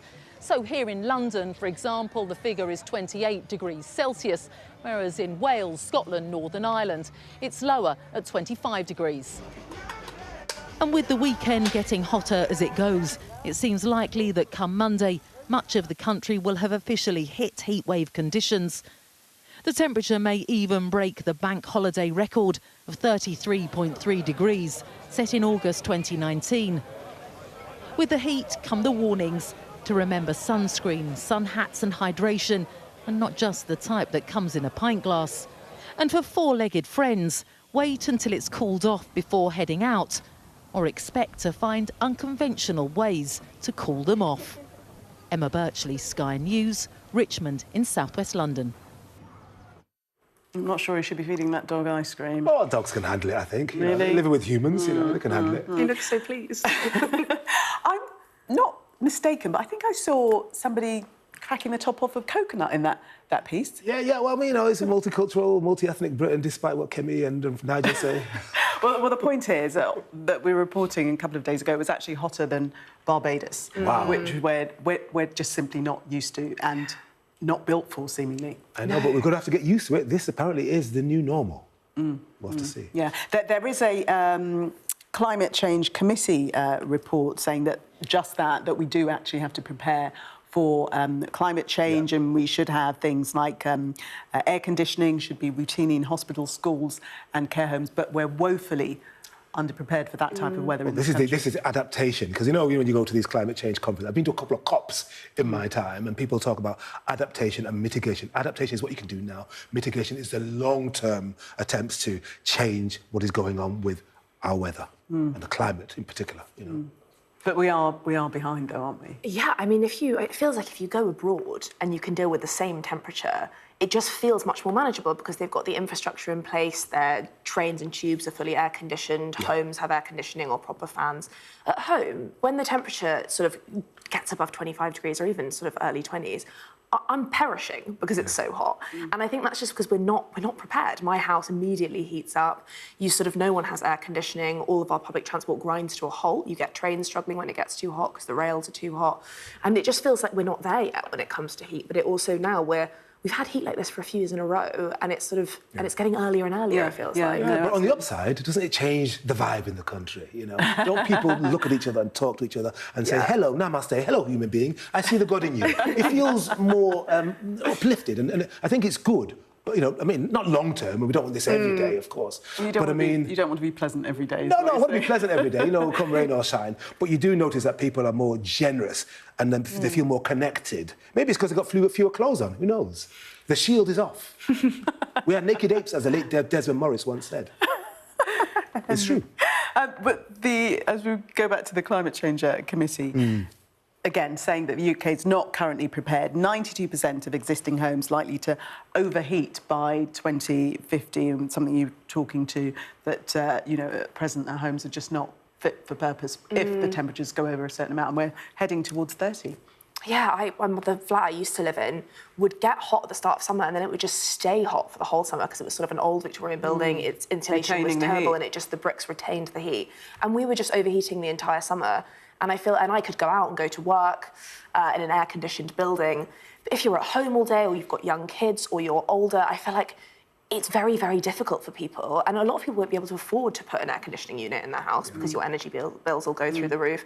I was actually looking at them earlier. I was Googling it on Argos to see what I could find air conditioning-wise. Don't think I could afford to put one in, to be honest. They're between £500 and £1,000 on Argos at the moment, air conditioning units. And that's just for sort of a small one to put in a bedroom. They're not cheap. And I don't feel like adapting to things like this to make fundamental changes to your home, it's not a cheap thing to do. But Henry, I mean, just to close on this, should homes be built with air conditioning as a standard now? Well, do you think so? I mean, didn't we have a few years ago rolling protests from people calling themselves Insulate Britain, you know, demanding that we insulate most of the houses in this country because they're very badly fitted from the Victorian era and previously. And then we had pledges and all kinds of policies from Ed Miliband, the Climate Change Secretary.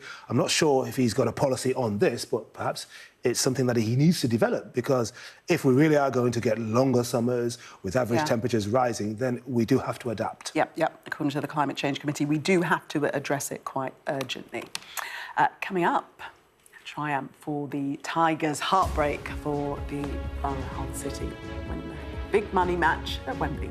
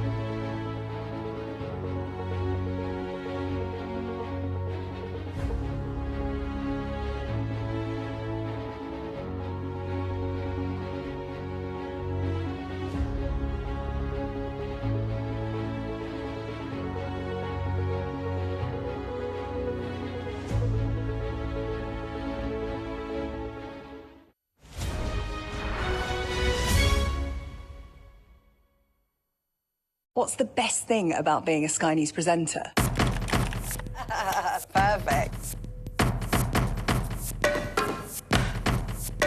Let's bring you some breaking news. Being a Sky News presenter. I began by asking... Thank you so much. ...trusting us to tell her story. The battle for number 10. Sky News has been given exclusive access. Let me give you a sneak peek. It was the day those present would never forget. Why did you decide to open up and tell your story?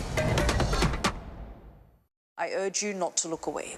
If Hamas hands the hostages over, they will end this conflict. The world has been watching. Good to see you again. How are you? Did she say how he was? The conditions are awful. The jets were ordered to come back. Historic day here today. How will you respond if India does launch airstrikes? They'll be all out to war.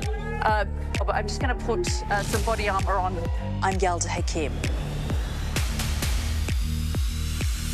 The best thing about being a Sky News journalist... My darling. Beth Rigby, Sky News. ...is being a Sky News journalist. You said to people, I'm not coming back for more, but you have come back for more. Well, let's kick off. And make a statement. What can our Prime Minister say to you to not impose tariffs? He's coming out! What more do you need? It's called football's richest match, and today Hull City came out on top in the Championship playoff final, securing their place in the Premier League and ending a topsy-turvy week for Middlesbrough. Here's our sports correspondent, Rob Harris. He's made room for the cross here, and it's scrambled in! A £200 million goal. It had to be Ollie McBenney! Deep into stoppage time, breaking the deadlock against Middlesbrough. Ollie McBenney! He's got the eye of the tiger! Sending Hull City back into the Premier League. Extra time avoided in the Wembley heatwave. That should be that. The Tigers on a hot streak. World football's richest match, won a year after surviving relegation on goal difference. Back in the big time after 9 years away. And they walk down the path to greatness. The path to the Premier League.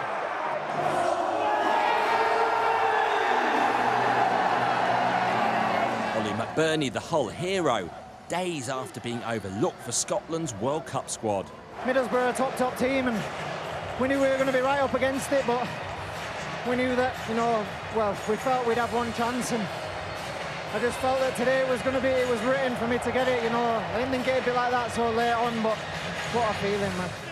But misery for Middlesbrough. It was only on Tuesday they were handed a place in this Championship playoff final, after semi-final winners Southampton were expelled for spying on their training.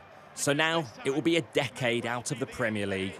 It's tough, of course, but it is football. Things will happen. I think we were. It was not the best football game out here. It was a battle. I think up to the goal. To be fair, we have most of the chances, but not make the most of it.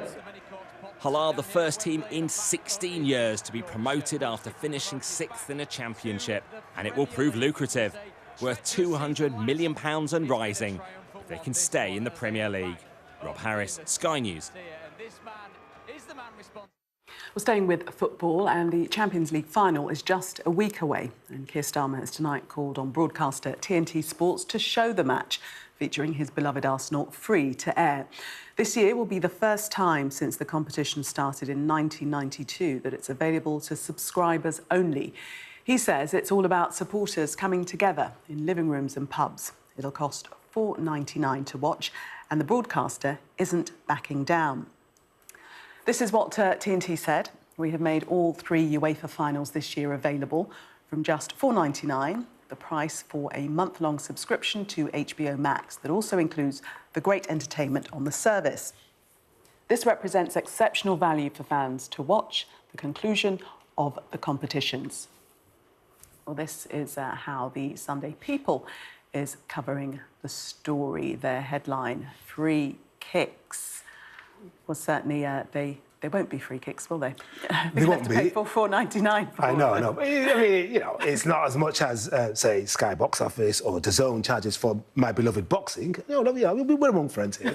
It's about 25 quid. And, I've paid that on many occasions to watch fights live because I'm a big boxing fan. And these are 2 very big clubs, but they are only clubs. They're not national teams. So you can understand why TNT is saying, well, we are in business. There are lots of people who want to watch it. And $4.99, we think, is cheap at the price, given that you also get a subscription for a month to watch lots of other things. So it's a loss leader for them, in a way, because they could be charging £20. I sound like I'm in favour of this. I think I am. No, I don't know. But the Prime Minister, obviously being a massive Arsenal supporter, wrote this letter to TNT Sports. He says the Champions League is the biggest club football competition in the world and rightly means a lot to fans in this country, the home of football. I'm a firm believer that the final of this competition should remain free to watch, whether Arsenal have made it or not.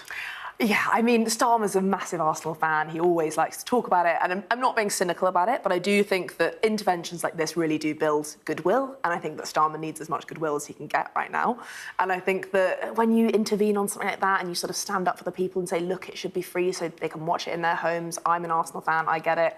I think it's a great intervention for him, but obviously I think that is maybe too cynical. I think he genuinely does care about wanting people to have free football. It's clearly an issue that's close to his heart. And obviously he says, I think in his letter, he said something like, it would be important to me even if I wasn't an Arsenal fan. He's kind of, I think this specifically is very important to him. Obviously it's his team. But I think football generally, he's kind of say, I would make that intervention anyway. Do you think the optics are, or the optics they want to put forth is man of the people? Of course. I remember, I think it was Tony Blair playing head tennis with Kevin Keegan, you know, when he was manager of Newcastle all those years ago, and making up some quotes about watching Jackie Milburn, which we knew from the time that he couldn't possibly have done. But yeah, obviously any Prime Minister has to present themselves as a fan of football, whether male or female, I think. I think I would struggle with that. With Theresa May, I think it was more of cricket, and especially Geoffrey Boycott's form of boring defensive play. I think that, yeah. But no, obviously, it's the people's game, so you have to be seen to be feeling the pulse of the nation.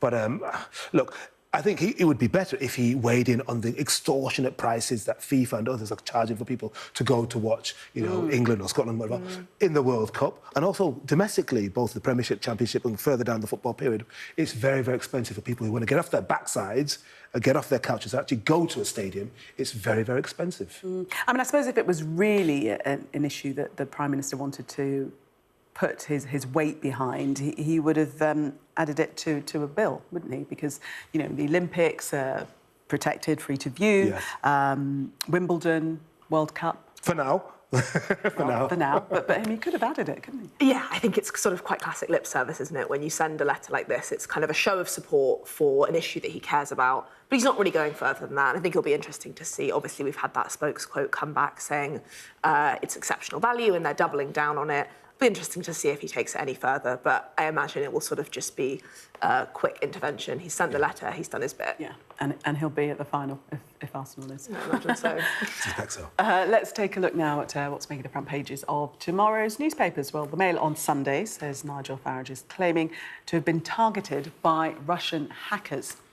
The Sunday Mirror says 80% of Reform UK's donations have come from donors with offshore links.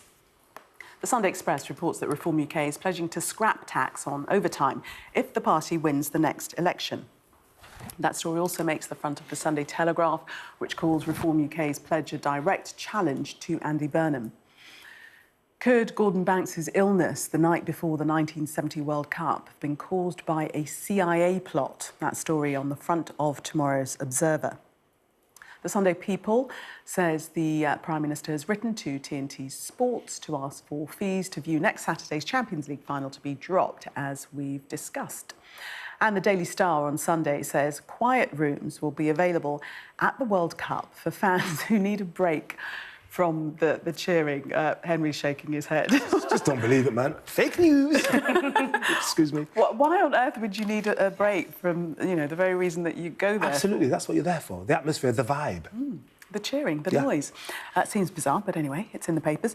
The Express front page of this story regarding Nigel Farage backing a hard-working Brits, it reads, with pay bonus pledge.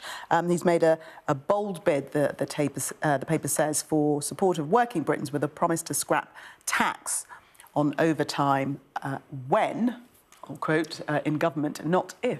Right, yes, a few presumptions there.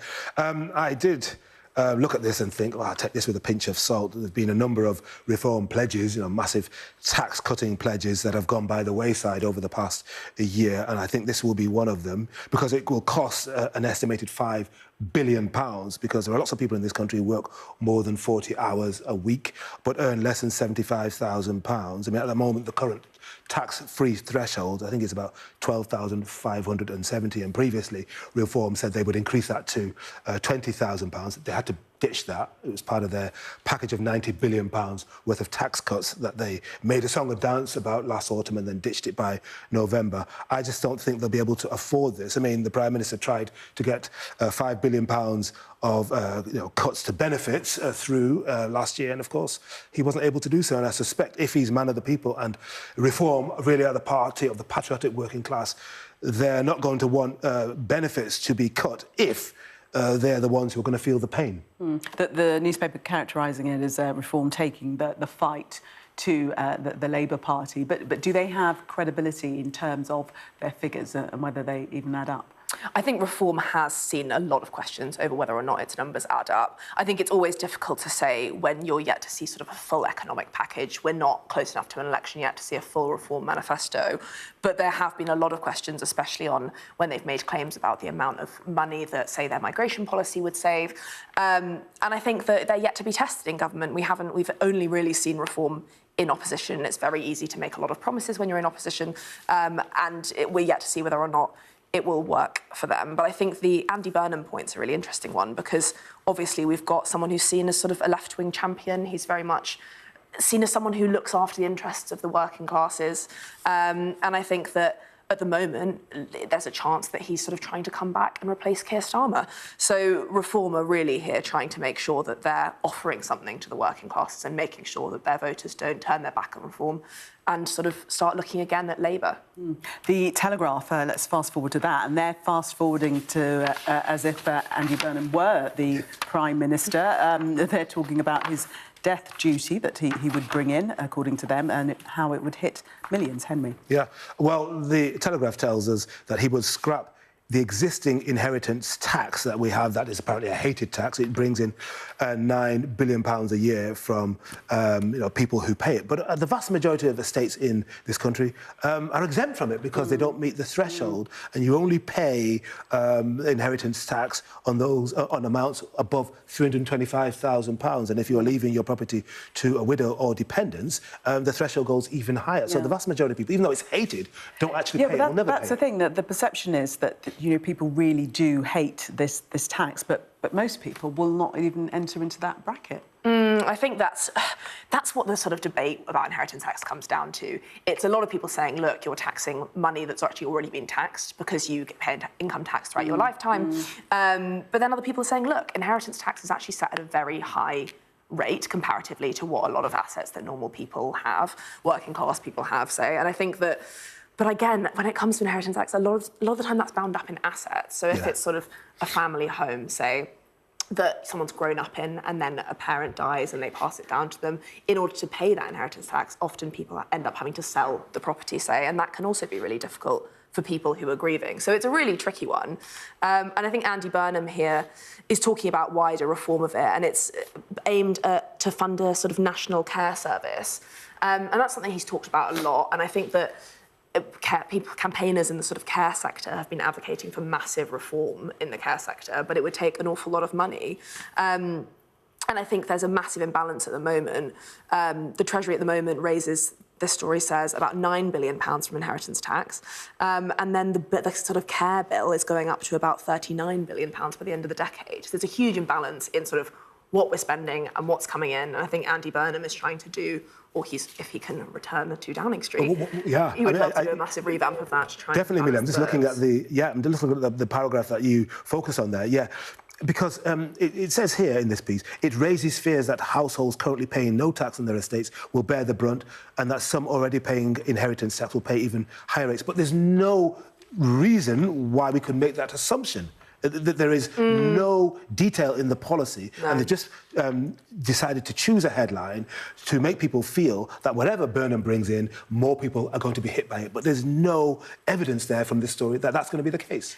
Just going to break in. I want to bring some breaking news. We're just getting reports of gunshots being heard near the White House.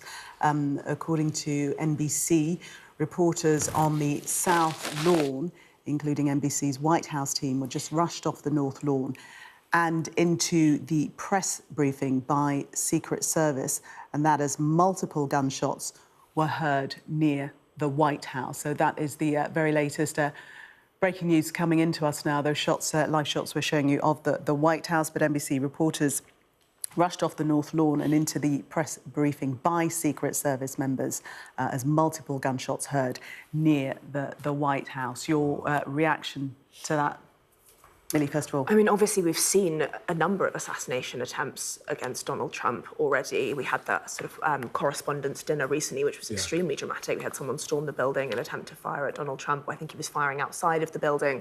And it's really troubling when you see things like this, the increase in political violence. And it just shows, I think, just how polarised politics is becoming, especially in the United States, but I think also here. And it is, it's deeply troubling when you're seeing such an uptick in these sorts of incidents. Yeah, I mean, if this is what we think it might be, i.e. somebody who's gone to the White House to try and cause trouble, or perhaps it's the Secret Service who've taken down somebody who was threatening, you know that in among the commentary there will be people saying, well, it's because of the hateful atmosphere created by the Democrats, and some on the left will say, well, this is because of the poison and the violence injected by the president's own rhetoric. What won't happen is any reasonable, mature, responsible discussion about gun control, because it simply is a red line nobody's prepared to cross in that country. OK, well, we will come back to this story and bring you the very latest as soon as we know a bit more information about what exactly has happened. And we'll take a look at more of the top stories in tomorrow's newspapers. Do stay with us.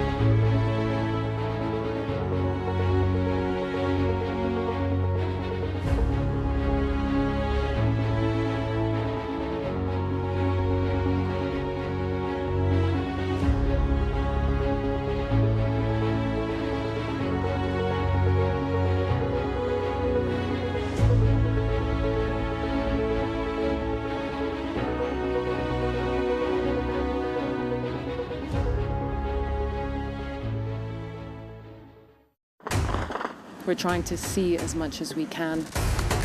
We're in an area that's just been reclaimed. Mr. Zuma, Sky News. People are directly protesting. The whole neighborhood is rallied around her. It's been impenetrable to journalists over the last 2 years of war in Sudan. been waiting for this for 2 years. It doesn't feel like a big homecoming. It was never going to be pretty. War isn't pretty.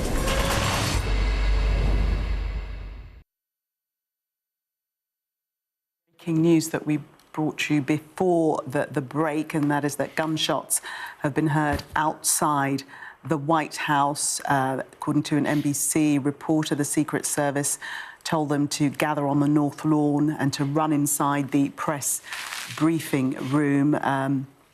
USS officers had a gun drawn, they say, and they told them to run inside, and the White House is now in lockdown. So reporters on the South Lawn, including the NBC's White House team, were just rushed off the North Lawn and into the press briefing by Secret Service as multiple gunshots were heard near the White House. Millie, this comes shortly, well, not too long ago, shortly after the correspondents' dinner, in which we saw the president having to be rushed out of the room, and members of the press hiding under desks and tables, as there was also the event of gunshots being fired. It feels like events around the US administration, it's just becoming increasingly dramatic and increasingly hostile.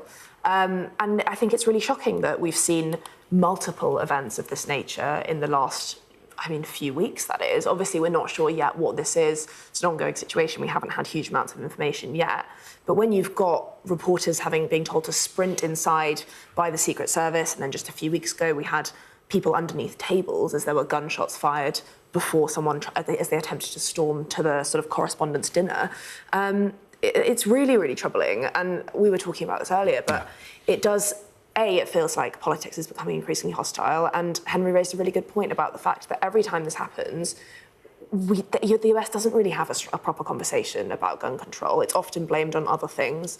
And they say things like security was tight, we need to up security next time. They do lots of investigations into how someone was allowed into events like that, or how someone was allowed so close to the White House. But they don't actually sit down and properly talk about what the next steps are on gun control. Yeah, just adding to the atmosphere of insecurity. It's very febrile, and Trump supporters will say this is why we need a strong man. This is why we can't trust the other party. And they have a two-party system. We're now in a five-party system. We don't know where that's going to go, but it is of great concern. I go to the States quite often. I've been to Washington a few times, been to New York. You see guns all around. Obviously, most of the time it's carried by police and Secret Service, but you do wonder what you would do if there was an incident. You'd have the fear of God in you. You can just imagine the degree of fear there would have been if within a secure perimeter on the South Lawn or North Lawn of the White House, you're being told to sprint inside, because this is a place where you can expect the maximum security to have been followed through, and perhaps maybe not on this occasion. Yeah, just hearing that the FBI Director, Kash Patel, is on the scene supporting Secret Service responders. So the FBI on the scene and supporting Secret Service responding to shots fired near the White House grounds.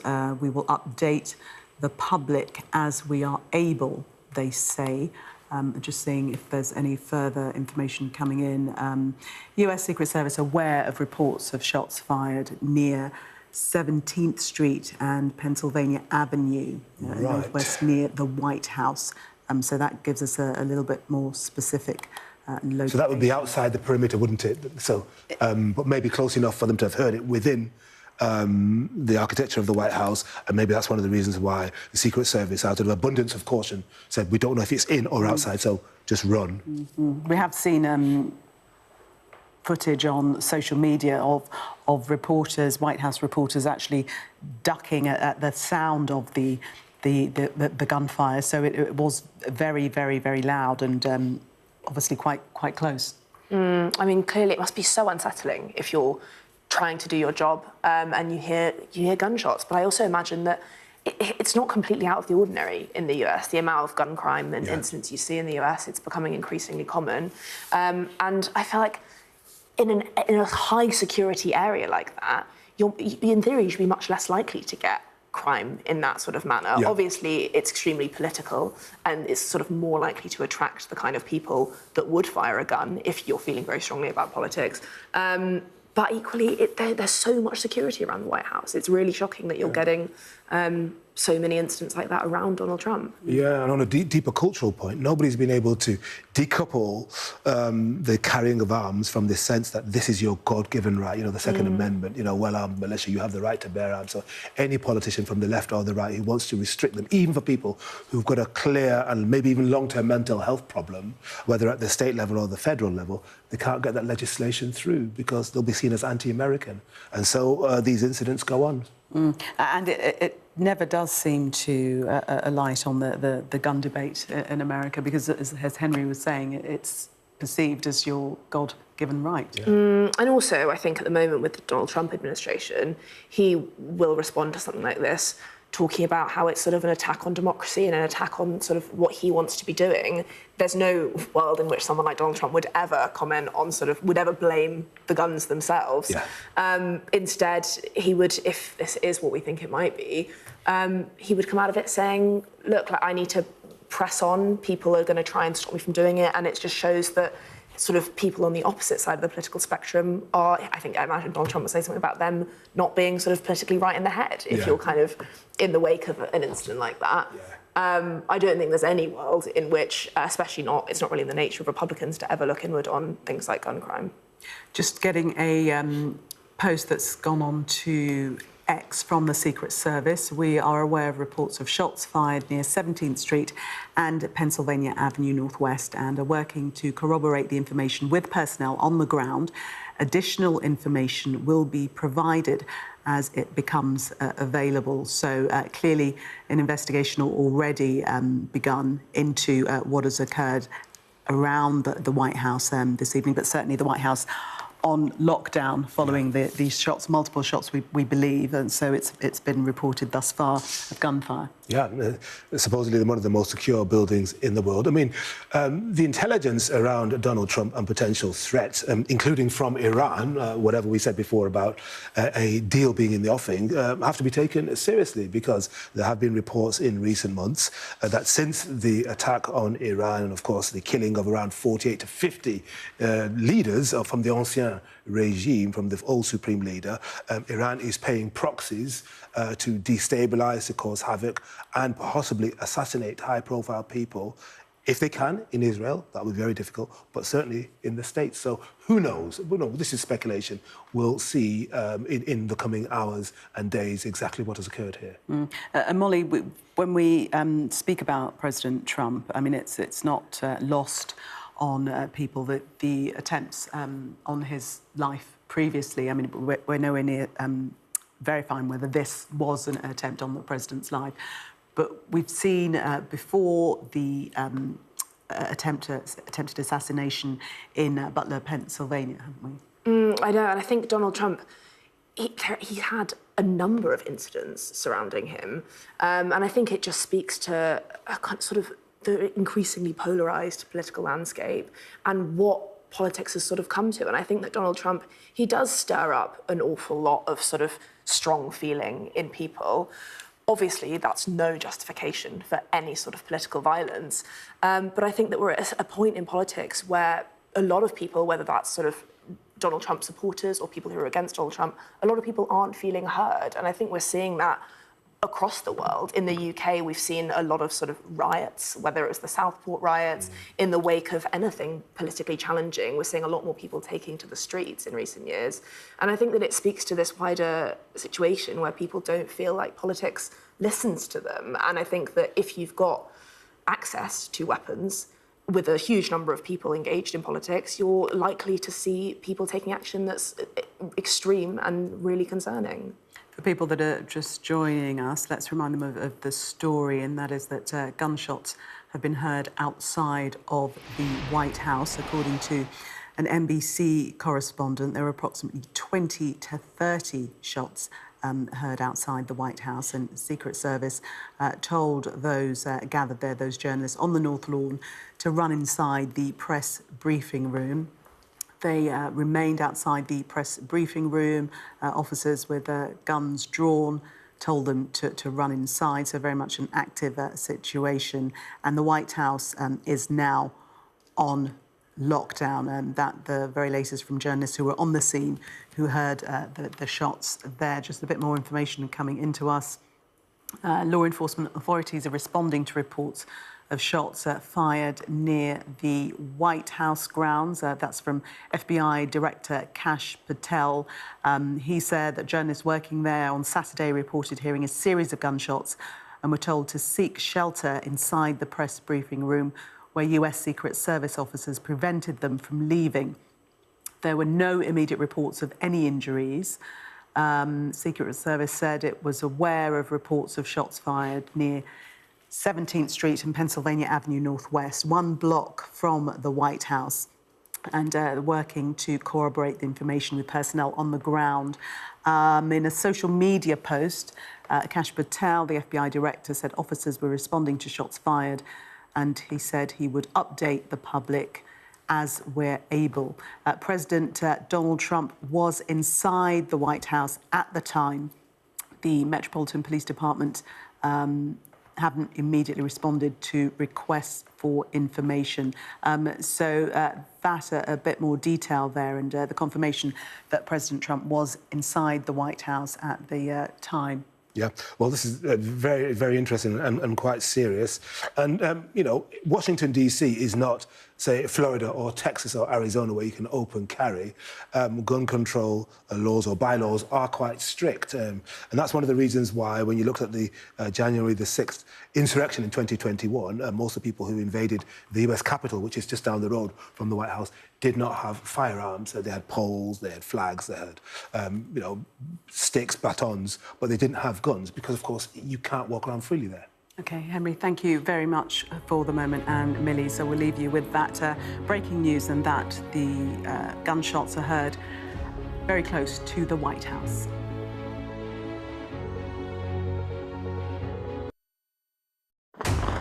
We're trying to see as much as we can. We're in an area that's just been reclaimed. Mr. Zuma, Sky News. People are directly protesting. The whole neighborhood is rallied around her. It's been impenetrable to journalists over the last 2 years of war in Sudan. I've been waiting for this for 2 years. It doesn't feel like a big homecoming. It was never going to be pretty. War isn't pretty. What's the best thing about being a Sky News presenter? Perfect. Let's bring you some breaking news. Being a Sky News presenter. I began by asking... Thank you so much. ...trusting us to tell her story. The battle for number 10. Sky News has been given exclusive access. Let me give you a sneak peek. It was the day those present would never forget. Why did you decide to open up and tell your story?